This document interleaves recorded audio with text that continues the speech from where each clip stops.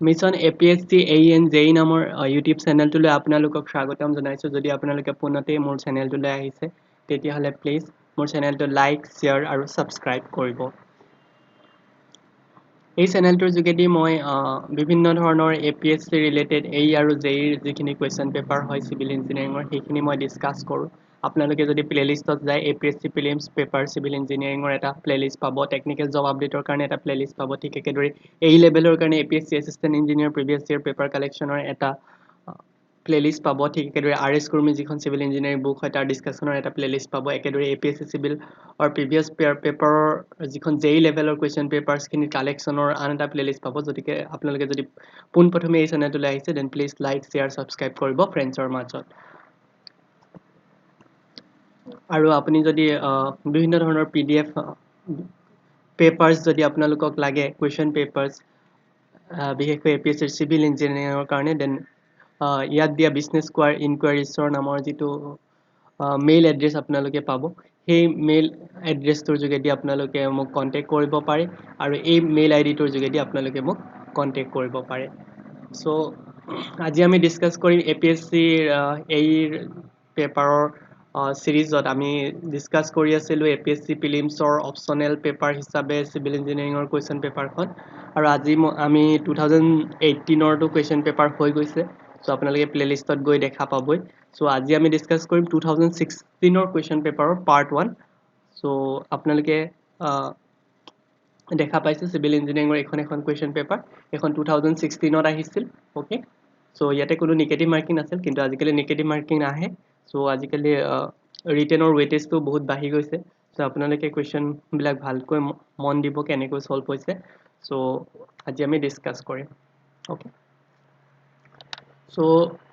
First কুৱেশ্যনটো আমাক সুধিছে if the force of 10 Newton, আমাক ফ'ৰ্চটো দিয়া আছে 10 Newton, okay, force is 10 Newton, okay, then আমাক কৈছে কি is just sufficient to move a body,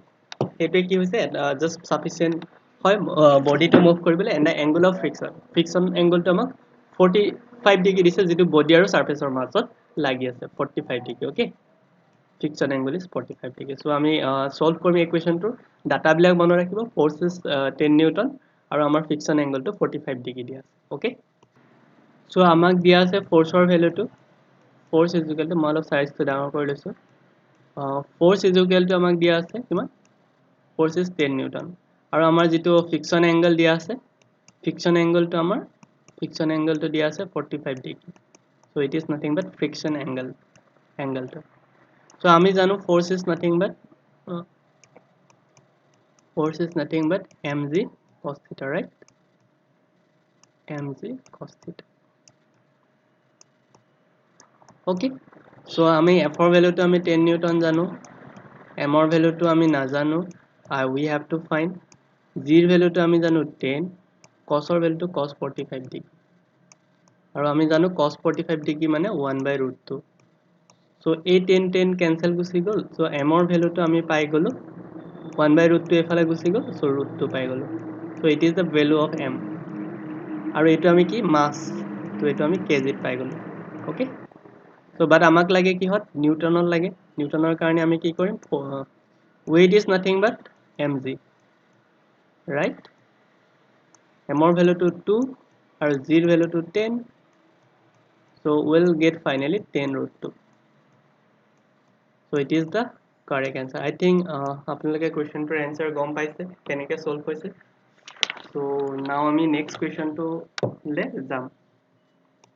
so' next question আমাক সুধিছে when two force equal to P, মনত ৰাখিব ফ'ৰ্চটো কি হৈছে ইকুৱেল বুলি কৈছে, আৰু সিহঁতৰ এংগলটো 90 ডিগ্ৰী দিয়া আছে, ত' আমাক ৰিজাল্টেণ্ট ফ'ৰ্চটো লাগে। এইটো এটা ইজি ফৰ্মুলা, চ' আপোনালোকে সৰুৰ পৰাই পঢ়ি আছে ক্লাছ 12ত, পেৰেলেলগ্ৰাম যিটো ল হয়, ল মতে ফ'ৰ্চৰ যদি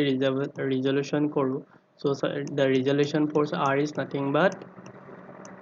যদি আমাৰ দুটা ফ'ৰ্চ থাকে F1 square F2 square, okay, plus 2F1 F2 হয় cos থিটা হয়। অ'কে, এইটোতো আপোনালোকে জানেই, ৰাইট, চ' আমি কি কৰিম,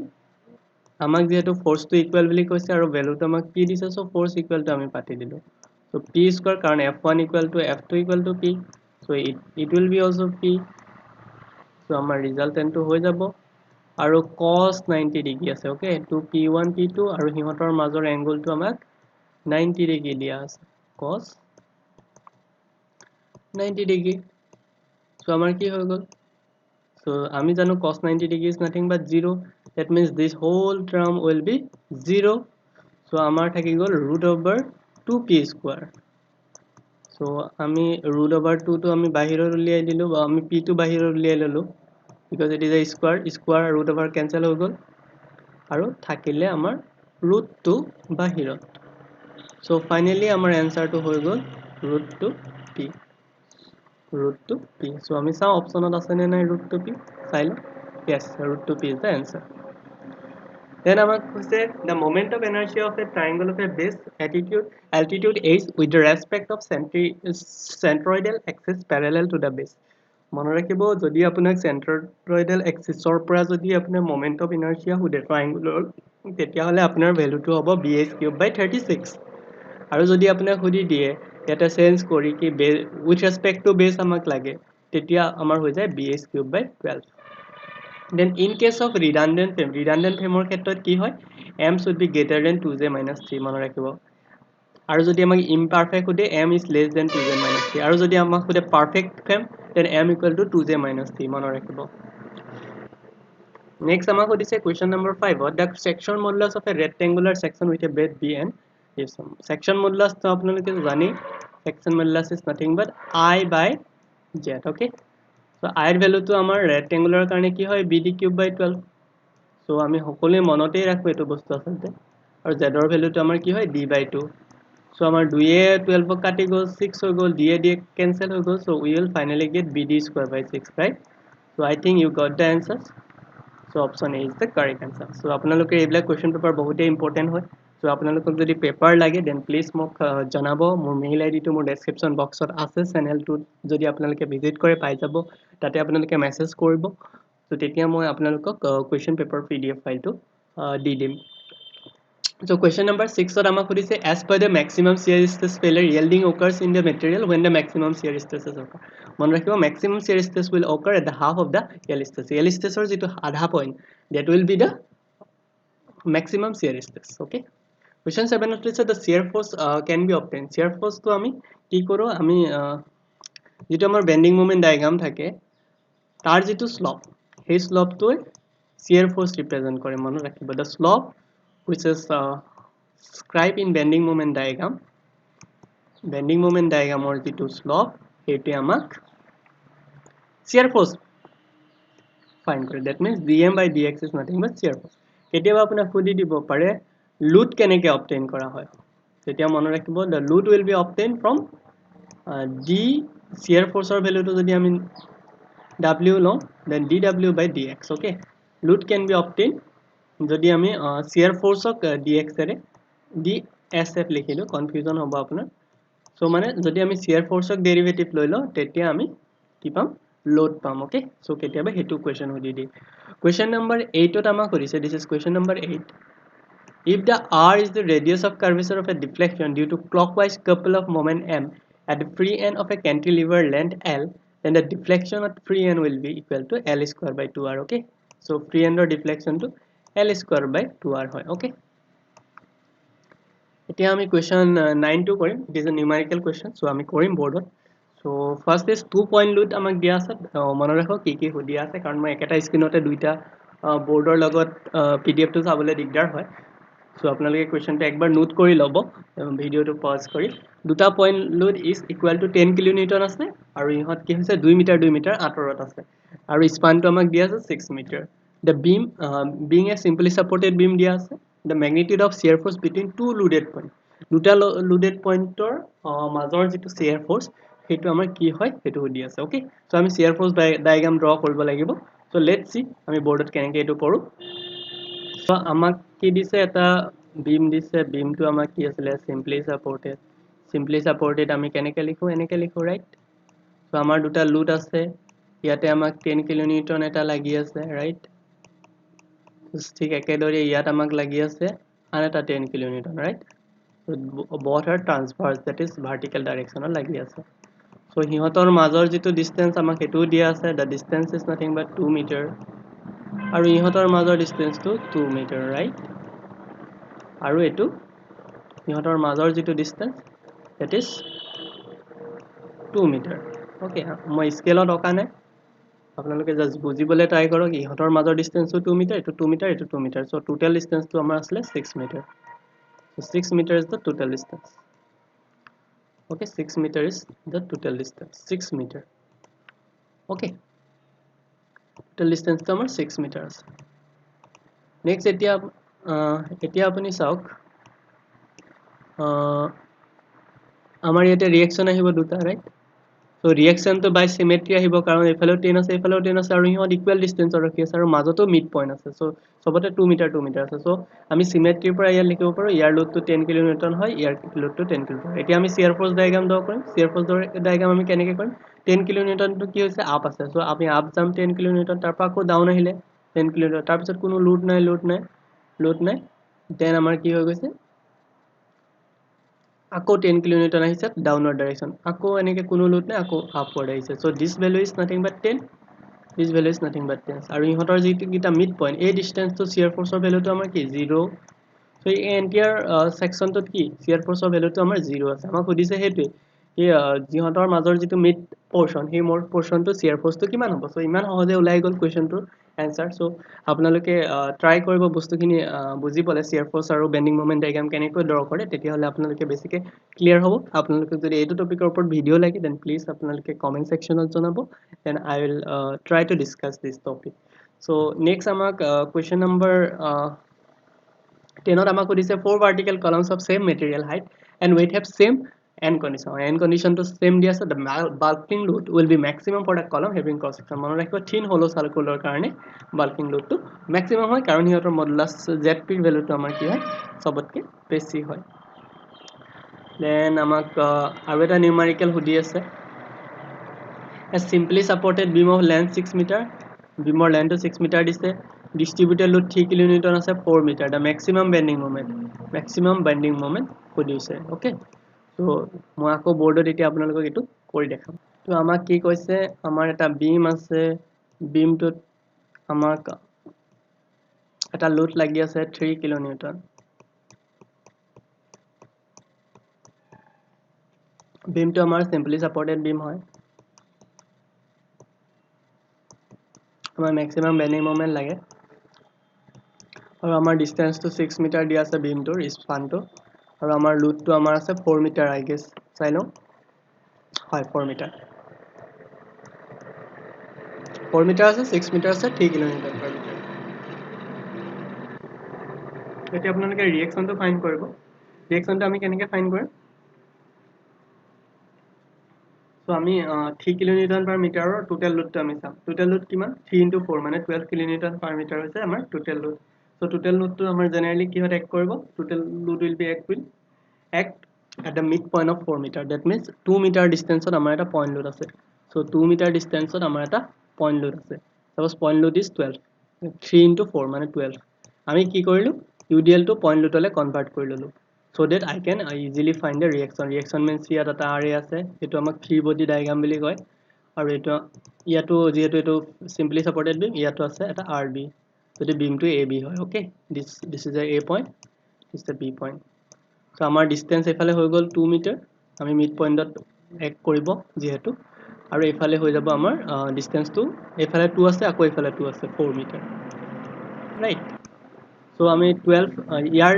ৰিঅ্যাকশন তো আমি কেনেকৈ কৰিম এটা স্টেপত 12 into এফালে আমাক ৰিঅ্যাকশন লাগে আমি এই ডিসটেন্সটো চাম এই ডিসটেন্স আমাৰ 4 আছে আৰু divided by total distance is so কি হল 6 12 গুছি গল 2 so I will get 8 kilonewton right 8 kilonewton পাই যাম আৰু এফালে আমি পাই যাম কিমান যেহেতু ওপৰত 12 আছে এটো মিলাবলৈ হলে ইয়াত 4 kilonewton লাগিবই so 8 আৰু 4 kilonewton আমাৰ ভ্যালুটো so আমি যদি ইয়াৰ shear force diagram to draw কৰো কি হ'ব উপৰে যাব 8 kilonewton right তাৰ পিছত আমাৰ কি আছে এটো চাব লাগিব এতিয়া তাৰ পিছত আমাৰ UDL আছে UDL টো কেনেকৈ যাব এনেকৈ যাব right তাৰ পিছত UDL যোৱাৰ পিছত একো লোড নাই সো এনেকে কনস্ট্যান্ট যাব তাৰ পিছত এটা ৰিএকচন আহিব সো এনেকে আহিব ওকে সো আমাৰ ম্যাক্সিমাম বেন্ডিং মোমেন্ট ক'ত হ'ব য'ত shear force is changes is sign ইয়াত চেঞ্জ হৈছে শিয়াৰ ফোৰ্সৰ sign so maximum bending moment এই পইণ্টত হ'ব এই পইণ্টত হ'বলৈ হ'লে ওপৰত আমাৰ 8 কিলো নিউটন আছে সো 8 কিলো নিউটন আমি মিলাব লাগিব সো ইয়াতে আছে 3 কিলো নিউটন আৰু পাৰ মিটাৰ 3 কিলো নিউটন কে গৈ আছে তললে সো আমি 3 kilo Newton suppose the distance is x shear force 0 হোৱাৰ distance to x is equal to 8 so যেতিয়া আমাৰ আপওয়াৰ্ড আৰু ডাউনওয়াৰ্ড ফোৰ্স 8 কিলো নিউটন হৈ যাব ওপৰলে আমাৰ 8 কিলো নিউটন গৈ আছে আৰু তলতো যদি ইডিএলটোৱে এটা পইণ্টত 8 কিলো নিউটন দি দিয়ে তেতিয়া আমাৰ সেই ডিসটেন্সটোতে শিয়াৰ ফোৰ্স will be 0 আৰু ম্যাক্সিমাম বেন্ডিং মোমেন্ট অকাৰ হ'ব সেই ডিসটেন্সত সো আমি x ৰ ভ্যালুটো উলিয়াই লওঁ x ৰ ভ্যালুটো is nothing but 8/3 right 8/3 is the value of x so আমি এতিয়া maximum bmd কি হ'ব maximum bmd is nothing but area of shear force diagram up to that point so এই পইণ্টৰ এৰিয়া এই পাৰ্টিকুলাৰ এৰিয়াটো লৈ ললে আমি maximum bmd পাই যাম half of ইয়াৰ ডিসটেন্সটো আমাৰ কি আছিল 2 মিটাৰ আছিল then আপোনাৰ ডিসটেন্সটো আছিল 8/3 ওকে আমি 8/3 মেজাৰ কৰিছিলো ৰাইট 8/3 আমাৰ ডিসটেন্স আৰু ওপৰ আছে 8 so আমি টোটালি পাই গলো 64 divided by 6 64 divided by 6 64 divided by 6 kindly এতিয়াল আপোনালোকে চাই লওক 64/6 হল 64/6 মানে কিমান 64 ক আমি যদি 6 তে ডিভাইড কৰো what will be the value will be ultimately you will get 10.67 so approximately 11 okay 11 kilonewton per meter is the answer so আমি চাও 11 কিলোমিটাৰ আছে নে নাই 11 কিলোমিটাৰ আছে নে নাই আপুনি চাব পাৰে so let's see 11 kilometer yes 12 kilometer আছে so it is the nearby option so option is the correct answer so এতিয়া আমি জিঅ'টেকনিক্যাল ইঞ্জিনিয়াৰিং ৰ কোৱেশ্চন পেপাৰ বিলাক সলভ কৰিম so জিঅ'টেকনিক্যাল ইঞ্জিনিয়াৰিং ৰ আমি ফাৰ্স্ট কোৱেশ্চনটো এতিয়া লম that is question number 12 so আপোনালোকে যদি উপকৃত হৈছে ভিডিওটোলে then please like কৰিব and share কৰিব friends ৰ মাজত so ইয়াতে চাওক a sample have a sand specific gravity দিয়া আছে 2.64 water table was found to be void ratio to আমাক দিয়া আছে 0.6 natural moisture content মানে water content দিয়া আছে 15% আমাক লাগে degree of saturation water content specific gravity আৰু void ratio ৰ এটা সুন্দৰ ফৰ্মুলা আছে যেটো আপোনালোকে মনত ৰাখিবলৈ একেবাৰে সহজ ক্ৰিকেটাৰ যদি আপুনি সেৱাগৰ নামটো মনত ৰাখে হেতুই হৈছে ফৰ্মুলা সো ইমান একো কমপ্লেক্স কাম নহয় এটো মনত ৰখাটো so hey formula to nothing but hetu ami sevak formula bili in short mone rakhibo kobo paru sc equal to wg okay sevak formula so amak lage degree of saturation right e value to amak dia ase ami sai lo e value to kiman dia ase e value to amak dia ase 0.6 mane void ratio okay w value to amak dia ase 15% but ami yat pointer likhibo lagibo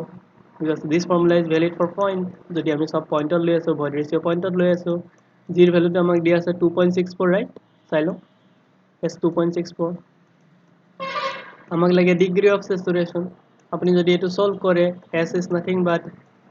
0.15 into 2.64 very easy question আহি আছে তো আপোনালোকে try কৰিব প্ৰ্যাকটিস কৰি থাকিব okay so we'll get কিমান পামগে আমি 0.15 নিজে ম্যানুয়ালি কৰিব ট্ৰাই কৰিব because calculator allow নহয় so 0.6 এ আমি ডিভাইড কৰি দিম so ডিভাইড কৰিলে আমাৰ পাই যাম আমি around 66 মানে 0.66 পাম so আমাক পার্সেন্টেজ সুদি আছে so our answer will be 66% মানে into 100 কৰি দিলো so our answer will be 66% চাইলো yes 66% is there so এটা ইমান nearby value দিছে 66.67 so বহুতে 66.67 ত টিক কৰি আহিব but আপুনি যদি সলভ কৰিছে will get accurate 66% okay Question number 13 to say if all the dimensions of a prismatic bar of a square cross section is suspended freely from the ceiling of a roof are double, so the roof was suspended dugun kori dia hoy then the total elongation produced by its own weight will be 4 times amar bahi jabo. The distribution of a shear stress on a cross section depend upon type of section upor amar depend kore. Jodi amar section to amar rectangular hoy the shear stress distribution apnaloke akiye thake enuka hobo. যদি আপনার I section হয় okay suppose this is a I section ত হলে কি হ'ব আমাৰ shear stress distribution to ইয়াতে আমি এনেকৈ যাম, ইয়াত আকৌ বাঢ়িব, তাৰপৰা এনেকৈ আহিব, এনেকৈ আহি গৈ থাকিব। অ'কে, চ' আপোনালোকে ট্ৰাই কৰিব এইবিলাক ডায়েগ্ৰাম বুকত আছে, চাই ল'ব। আই ছেকশ্যনৰ কাৰণে ডিফাৰেণ্ট হয়, ৰেক্টেংগুলাৰ কাৰণে ডিফাৰেণ্ট হয়, স্কোৱাৰৰ কাৰণে ডিফাৰেণ্ট হয়। So' type of section is one of the most important factor that is depends on the shear stress on a cross section. Okay, question number 15ত সুধি আছে আনুৱেট numerical the maximum and minimum void ratios. Maximum e max আমাক দিয়া আছে। চ' আমি যদি relative ডেঞ্চিটিক আমাক উলিয়াবলৈ দিছে, ৰিলেটিভ ডেঞ্চিটিৰ ফৰ্মুলাটো আপোনালোকে চাব, ই মেক্স বাই ই নেচাৰেল ডিভাইডেড বাই ই মেক্স বাই ই মিনিমাম। বহুতেই ইজি ফৰ্মুলা এইটো মনত ৰখাটো। ই মেক্স বাই ই মিনিমাম যদি আমি কৰি দিওঁ, ইনটু 100% কৰি দিওঁ, তেতিয়া আমি পাই যাওঁ ৰিলেটিভ ডেঞ্চিটি। চ' ই মেক্সৰ ভেলুটো আমি জানো, ই মেক্সৰ ভেলু ইজ আমাক দিয়া আছে 0.9, okay, minus 0. Natural void ratio' দিয়া আছে 0.5, ই মেক্সৰ ভেলুটো আমি জানো 0.9, দেন তাৰপিছত আমাক দিয়া আছে মিনিমাম ভইড ৰেচিঅ' 0.3, ইনটু 100% যদি আপুনি কৰি যায় পাই যাব 66.67%। কুৱেশ্যন নম্বৰ 16ত সুধিছে the tension in the string will be. ষ্ট্ৰিঙৰ টেনশ্যনটো generally maximum at the support হয়, বাট কিছুমান কণ্ডিশ্যনত এইটো ফুলফিল নহয়। চ' এই কুৱেশ্যনটো APSCৰ এনচাৰকে গ্ৰছ মাৰ্ক হিচাপে ৰাখিছিল। চ' আপোনালোকে কমেণ্ট ছেকশ্যনত জনাব ইয়াৰ পাৰ্টিকুলাৰ এনচাৰ কি হ'ব পাৰে। অ'কে, কুৱেশ্যন নম্বৰ 17ত সুধিছে the modular ratio' m is represent. মনত ৰাখিব m is nothing but 280 by sigma CBC। Next আমাক সুধিছে a cantilever of length 3.5 metre is carrying a uniformly distributed load 1 kilonewton metre over a whole length. So' এটা cantilever দি আছে। Cantilever মানে এফালে আমাৰ fix support আছে, এফালে খোলা আছে। So' that is 1 kilonewton per metre আমাক দিয়া আছে, ৰাইট। 1 কিলোনিউটন পাৰ মিটাৰ দিয়া আছে, হোল লেন্থত আছে। অ'কে, মনত ৰাখিব হোল লেন্থ, আৰু আমাৰ ডিষ্টেঞ্চটো 3.5 মিটাৰ আছে। চ' আমাৰ ইয়াতে বেণ্ডিং মুভমেণ্ট কিমান হৈ যাব? আমাৰ ইয়াতে বেণ্ডিং মুভমেণ্ট হ'ব 3.5 into 1, চ' আমাৰ bending moment will be 3.5, right. ছাপৰ্টত বেণ্ডিং মুভমেণ্ট 3.5। আমাক এতিয়া লাগে কিমান? 1.5 মিটাৰ এৱেত কি হ'ব? 3.5ৰ পৰা আমি মাইনাছ কৰি দিলে হ'ল। আমাৰ লোড আছে 1 into 1.5, আমাৰ লোড আছে 1 into 1.5 লাইক।